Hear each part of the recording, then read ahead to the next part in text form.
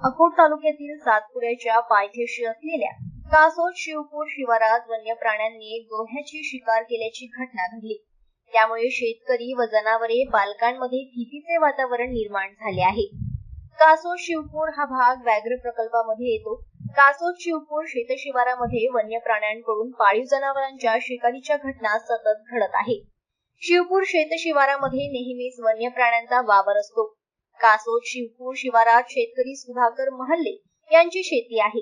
ते आपल्या शेतात असलेल्या गोह्या आणण्याकरिता दिनांक 11 ऑगस्ट रोजी संध्याकाळी गेले होते। त्यांना त्यांचा गोऱ्हा शोधाशोध करूनही सापडला नाही। दरम्यान दुसऱ्या दिवशी दिनांक 12 ऑगस्ट रोजी पुन्हा शोध घेत असताना सकाळी 9 वाजता वनकर यांच्या शेतामध्ये गोह्याची शिकार झाल्याचे लक्षात येऊन गोह्याचे अर्धवट शरीर आढळून आले। त्यांनी घटनेची माहिती वनविभागाच्या कर्मचाऱ्यांना कळविली।